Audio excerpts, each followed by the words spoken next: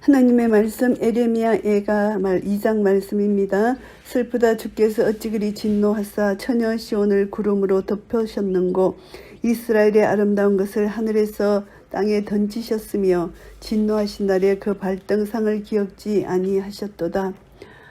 처녀 시온을 구름으로 덮으셨는고 이렇게 표현을 하는데 하나님의 진노가 마치 천둥치는 구름처럼 예루살렘을 덮고 있다. 무서운 권세로 그 진노를 이렇게 나타내고 있다는 것을 여기서 표현합니다. 찬란하던 예루살렘이 땅바닥에 떨어졌다. 이들이 생각하기는 신성 불가침으로 여겨졌던 성소, 그것이 발등상 정복자들에게 짓밟혔다. 이렇게 됩니다. 그래서 성소가 이처럼 파괴되었다고 하는 것은 선택된 백성에게 대한 하나님의 진노가 얼마나 컸는지를 짐작케 합니다. 주께서 야곱의 모든 거처를 삼키시고 긍휼히 여기지 아니하셨으며 노하사 처녀 유다의 견관성을 헐어 땅에 엎으시고 나라와 방백으로 욕되게 하셨도다. 야곱의 모든 거처를 삼키셨다. 왕과 그 대신 모든 것을 하나님께서 다 영광스러운 신분 직분을 다 상실케 되었다. 하나님께서 이 모든 것을 더럽히셨다. 이들이 하나님 말씀을 불순종하여 하나님께 이들이 더러운 죄를 지었기 때문에 하나님은 그것을 나라와 방백으로 욕되게 하셨다. 이것을 말씀합니다. 맹렬한 진노로 이스라엘 모든 뿔을 자르셨으며 원수 앞에서 오른손을 거두시고 맹렬한 불이 사막으로 사람같이 야곱을 사르셨도다. 하나님의 맹렬한 진노는 이스라엘의 모든 뿔을 자르셨습니다. 이스라엘의 자랑, 이스라엘의 권세와 힘을 상징하는 뿔을 다 잘라셨다는 것입니다. 하나님 분노가 집어삼킬 때는 아무도 막을 수 없다는 것입니다. 인간의 힘, 인간의 자랑 아무것도 아니라는 것이죠. 야곱을 불살랐다는 것입니다. 원수같이 활을 당기고 대적처럼 오른손을 들고 서서 눈에 아름다운 모든 자를 살육하셨으며 처녀 시온의 장막에 노를 불처럼 쏟으셨도다. 하나님의 진노, 하나님은 이들을 완전히 죽이셨다, 심판하셨다, 노를 불처럼 쏟으셨다, 살육하셨다 이렇게 표현하고요. 주께서 원수같이 되어 이스라엘을 삼키셨으며 모든 궁을 삼키셨고 경관 성들을 해파하사 처녀 유다의 근심과 애통을 다하셨도다. 하나님은 모든 궁을 삼키고 성을 해파하시고 유다 백성들에게 근심과 애통을 더하셨다는 것을 표현하고요. 성막을 동산의 초막같이 헐어버리시며 공회 처소를 해파하셨도다. 여호와께서 시온 가운데서 절기와 안식일을 잊어버리게 하시며 진노하사 왕과 제사장을 멸시하셨도다. 성막을 다 헐어버리셨다는 것입니다. 성전, 하나님의 성전, 또 성전과 함께하는 왕과 제사장 언급됐는데 이들도 다 하나님께서 헐어버리셨다. 이들도 하나님 심판하신다. 멸시를 당하게 된다. 하나님이 멸시하셨다. 이런 뜻입니다. 여호와께서 또 자기 제단을 버리시며 자기 성소를 미워하시며 궁장을 원수의 손에 붙이셨음에 저희가 여호와의 전에서 혼화하기를 절기날과 같이 하였도다. 예루살렘이 약탈당하는 장면이 묘사되고 있는데요. 수세기 동안 이 민족의 자존심이었던 찬란한 솔로몬 성전도 파멸될 것이다. 이것을 말씀합니다. 궁장, 왕궁 벽들 이것은 다 무너질 것이다.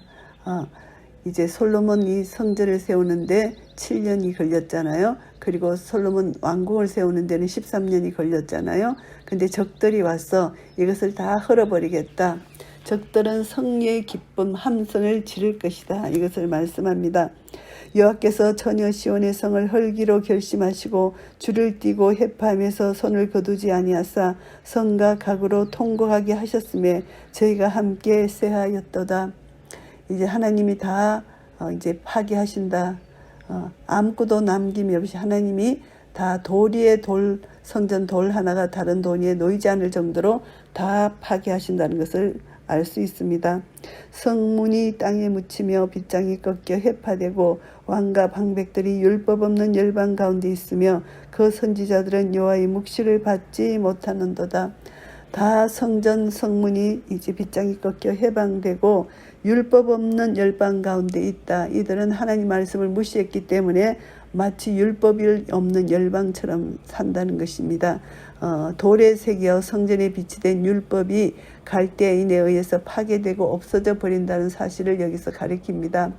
또 한 가지는 율법을 하나님께로부터 받는 특권을 누렸으나 이 말씀을 거역하고 파기했기 때문에 이제 이방 땅에 추방되어서 율법 없는 이들의 지배를 받게 된다는 말씀을 하고 있는 것입니다.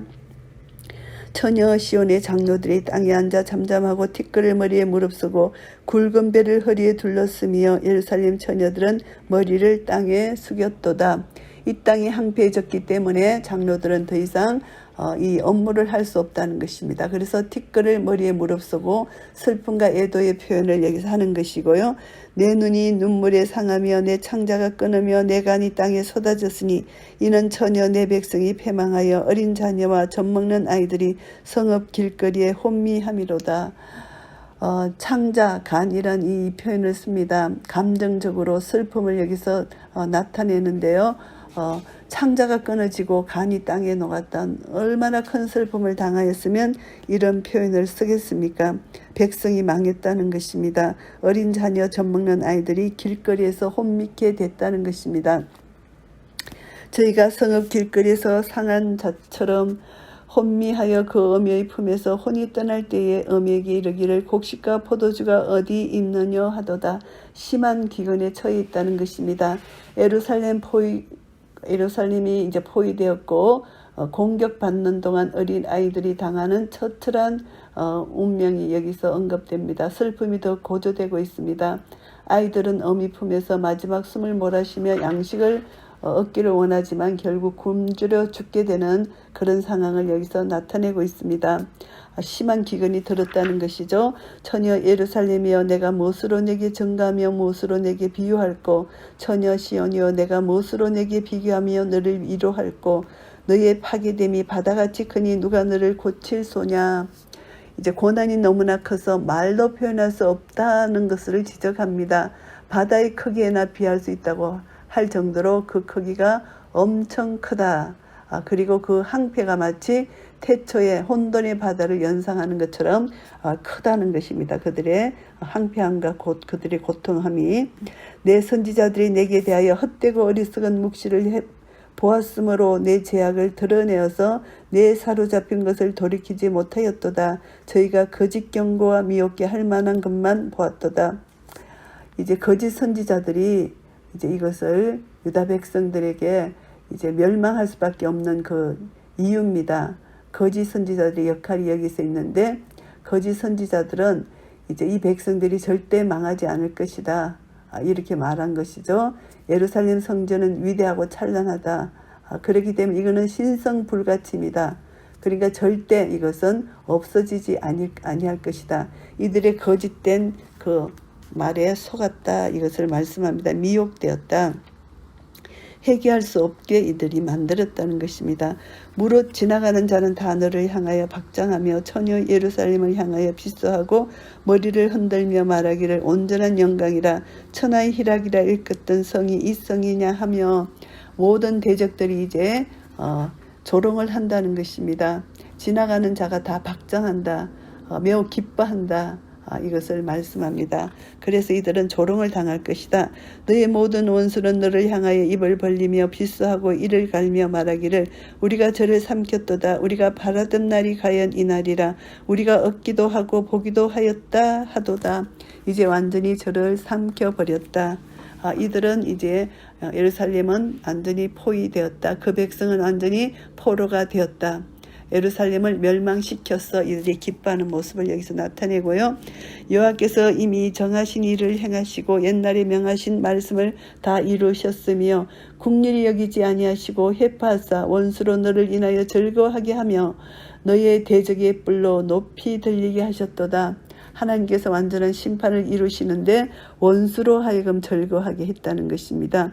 유다의 대적자들이 이제 조롱하면서 이제 유다인들을 이렇게 조롱하고 놀리는 것을 여기서 말씀하고 있습니다. 그래서 하나님이 그 성전을 버린다는 에레미야의 예언의 말씀이 그대로 이루어진 것입니다. 에레미야를 통해서 하나님이 선언하신 그 말씀이 그대로 나타나는데 그 이유는 이들이 불순종한 것이기 때문에 이들을 심판하신다. 이것을 다시 말씀하는 것이고요. 저희 마음이 주를 향하여 부르짖기를 처녀 시온의 성가가 너는 밤낮으로 눈물을 강처럼 흘릴지어다. 스스로 쉬지 말고 내 눈동자로 쉬게 하지 말지어다. 이제 이들은 이제 급작스러운 변화를 당한다. 그래서 황량한 도시를 향해서 하나님께 탄원할 것을 촉구합니다. 처녀 시온의 성가가 이것은 이제 이 성곽이 완전히 무너졌다는 것이죠. 그러니까 눈물을 강처럼 흘려라. 스스로 쉬지 말고 네 눈동자로 쉬게 하지 말아라. 회개하라. 하나님께 탄원하고 기도하라. 눈물을 밤낮으로 강처럼 흘려라. 이렇게 말씀합니다. 밤 초경에 일어나 부르짖을지어다. 내 마음을 주의 얼굴 앞에 물 쏟듯 할지어다. 각 길머리에서 주려 혼미한 내 어린 자녀의 생명을 위하여 주를 향하여 손을 들지어다 하였도다. 밤 초경이란 밤 동안에 어떤 간격을 두고 계속 애곡하는 것을 말합니다. 그래서 생존자들의 잠을 깨워서 이전의 죄악으로 인해 처절한 심판을 받았다는 슬픈 사실을 상기하기 위해서 이렇게 말씀하시는 것입니다. 내 마음을 주의 앞에 물 쏟듯 해라. 이 표현은 열정적이고 진지한 기도를 하나님께 드리라는 것입니다. 회개의 기도를 하라는 것입니다. 여호와여 감찰하소서 니게 이같이 행하셨는지요. 여인들이 어찌 자기 열매 곧 손에 받던 아이를 먹어오며 제사장들과 선지자들이 어찌 주의 성소에서 살육을 당하오리까. 결국은 부모들이 굶주림에 견디다 못해 자기 자녀들을 먹는 끔찍한 장면이 여기 나타나고 있습니다. 예루살렘이 누구의 도움도 받지 못하고 허물어져간 그 당시 비극적인 상황을 여기서 말씀하고 있습니다. 이것은 이미 하나님께서 이스라엘이 이런 심판을 받을 것이라는 것을 예언하셨습니다. 에레미야 3장 23절 26절에서 이 말씀을 예언해 주셨고요. 노유는 다 길바닥에 엎드러졌으며 내 처녀들과 소년들이 칼에어 죽었나이다. 주께서 진노하신 날에 죽이시되 긍휼히 여기지 아니하시고 살육하셨나이다. 하나님께서는 이제 심판을 내리시는데 이들은 자기 자녀들을 먹는 그런 끔찍한 일을 저질렀고, 그리고 또 이들의 심각한 문제는 또 무엇이냐 하면은 미래를 짊어지고 나갈 세대가, 완전히 젊은 세대가 살육을 당했다. 이것은 쓰라린 아픔이죠. 그래서 하나님의 심판이 다 아이들에게도 이렇게 죽음을 당하게 되는 이런 엄청난 고통을 당한다. 이것을 말씀합니다. 주께서 진노하신 날에 다 처녀와 소년들이 칼에 죽었다. 이것을 말씀하고요. 주께서 내 두려운 일을 사방에서 부르시기를 절기의 무리를 부름같이 하셨나이다. 여호와께서 진노하신 날에 피하거나 남은 자가 없었나이다. 내 손에 받들어 기르는 자를 내 원수가 다 멸하였나이다. 결국은 하나님의 지정된 장소에서, 하나님이 정해진 장소에 사람들이 모여서 종교적 절기나 축제를 지키는 것입니다. 이때 이 성전을 가리키는데 이것이 완전히 멸망당했다. 원수가 다 멸하였다. 이것을 말씀하고 있습니다. 에레미야가 2장 말씀을 정리하겠습니다. 하나님의 영광을 상실한 슬픔입니다. 하나님의 진노로 인해서 예루살렘이 심판을 받는 것인데요. 1절부터 9절까지 이제 하나님의 진노로 인한 심판입니다. 하나님은 전 국가적으로 심판을 하시는데요. 이스라엘은 아브라함의 후손으로서 하나님의 선택된 민족이여 거룩한 나라로 부르셨습니다. 출애굽기 19장에 보시면은. 그런데 하나님은 이들의 죄악 때문에 하나님의 초자연적인 능력으로 이제 이들을 구원해 주신 하나님의 사랑, 그 사랑이 공의의 심판을 이들에게 베푸실 수밖에 없다는 것을 말씀합니다. 그래서 하나님은 배은망덕하게 범죄한 이들을 반드시 심판하신다는 것을 말씀하고요. 하나님의 종교적 중심지에 대한 심판입니다. 하나님과 이스라엘 백성들 간에는 이 진정한 관계는 하나님과 그의 백성의 관계이고 또 신약에서는 하나님 아버지와 자녀의 관계입니다. 그래서 구약에서도 아버지라는 것이 언급되어 있는데 결국은 하나님과 이스라엘 백성들 간의 관계가 이제 바로 성전 중심으로 이들이 이제 하나님께 예배드리고 그런 제사 제도가 있었습니다. 그런데 이 성전이 부패하고 타락했기 때문에 하나님은 가혹한 심판을 내릴 수밖에 없는 것입니다. 성전 제사를 통해서 하나님의 놀라운 은혜를 공급받고 하나님을 섬기고 예배해야 될 이들이 우상을 섬기고 하나님의 말씀을 대적했기 때문에 결국은 하나님의 공의의 심판을 받을 수밖에 없다. 결국은 이들이 하나님과의 관계에서 불의한 관계가 되었다는 것을 알게 되고요. 10절부터 17절까지는 하나님의 백성들이 슬픔의 모습을 말합니다. 하나님의 참된 백성들은 심판을 당할 때 진정한 해결을 해야 됩니다. 이스라엘에게 닥친 심판은 이제 하나님이 이제 진노하셔서 하나님 말씀을 불순종해서 이런 이제 징계를 받게 됩니다. 이 징계를 통해서 하나님은 그 백성들을 연단하시고 새로운 소망을 제시해 주신다는 것을 우리는 믿어야 됩니다. 그래서 심판을 경험한 백성, 하나님의 징계를 경험한 백성들은 불평, 원망으로 가득 차기보다 자기 죄를 돌아보고 회개할 수 있어야 된다는 것, 이것이 그들이 하나님께 은혜 받은 자의 모습이라는 것을 알게 되고요. 그래서 하나님은 남은 자를 찾으시고 남은 자를 구원해내시는 하나님의 긍휼을 우리가 볼 수가 있고요. 하나님은 심판 가운데서 거짓 선지자, 거짓 가르침을 받아들이는 것을 이제 지적합니다. 선지자는 하나님 계시를 받아서 그대로 백성에게 전달해야 되는데 이 거짓 선지자는 하나님의 계시를 받지 않고 자기 나름대로 자기 생각을 전한다는 것, 자의적이라는 것입니다. 결국 이들의 거짓으로 말미암아 이스라엘 백성들을 멸망으로 인도하는 그런 역할을 하게 됐고요. 그래서 결국은 이들이 하나님 말씀이 없었기 때문에 심판을 받게 된 것입니다. 결국 하나님 말씀을 잊어버리고 불순종할 때 하나님이 이스라엘에게 베푸신 모든 사랑과 은혜를 이들이 잊어버릴 때 이들은 큰 수치를 당하게 되고 하나님의 사랑을 거역하게 되고 거룩한 삶을 살 수 없게 되는 것입니다. 그래서 하나님의 백성들은 수치스러운 상황을 이제 그만두고 그것을 끝내기 위해서는 하나님과의 인격적인 교제의 관계가 너무너무 중요하다는 것을 다시 한번 교훈을 받습니다. 18절부터 22절까지는 이제 이들이 기도를 하는데요. 예루살렘 성은 하나님께 참된 회개를 해야 된다는 것입니다. 예루살렘이 하나님께 돌아오기 위해서는 진정한 눈물을 흘리는 회개가 있어야 된다는 것을 말씀합니다.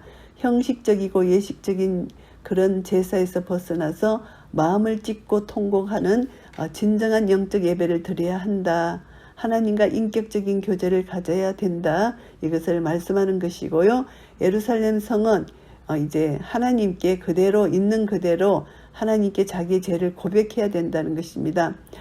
더 이상 과거 영광에 집착하지 말고 어떤 특권의식에 매달려 있지 말고 오로지 자기의 지금 비참한 상황을 그대로 받아들이고 자기 죄를 인식하고 하나님께 회개 기도를 해야 된다는 거, 그대로 고백하면 하나님의 자비와 긍휼이 구원을 이루어 주신다는 것입니다. 그래서 우리는 에레미야 예가 2장을 통해서 모든 우리 인간의 생사하복은 하나님 손에 달려있다. 하나님의 주권적인 섭리 속에서 이루어진다는 것을 알고 성도들은 이 모든 것을 통해서 살아계신 하나님의 능력을 다시 한번 깨닫고 믿음의 눈을 가지고 현재의 고난을 통과한 하나님의 영광을 볼 수 있는 그런 믿음이 필요합니다. 진정한 회개 없이는 하나님의 은혜와 긍휼을 기대할 수 없습니다. 그래서 하나님께 기도할 때 지금 현재 상황 속에 내 죄를 회개하고 그대로 하나님 앞에 고백하고 모든 것을 아시는 전지전능하신 하나님 앞에 진실된 기도를 드릴 때 하나님은 우리의 기도를 들으시고 우리 죄를 용서하시고 우리를 도와주실 것입니다. 우리는 어떤 상황과 형편에 처할지라도 항상 하나님 말씀에 근거하여 내 자신을 돌아볼 때 회개할 수가 있고, 이 회개는 하나님이 기뻐하시는 것입니다.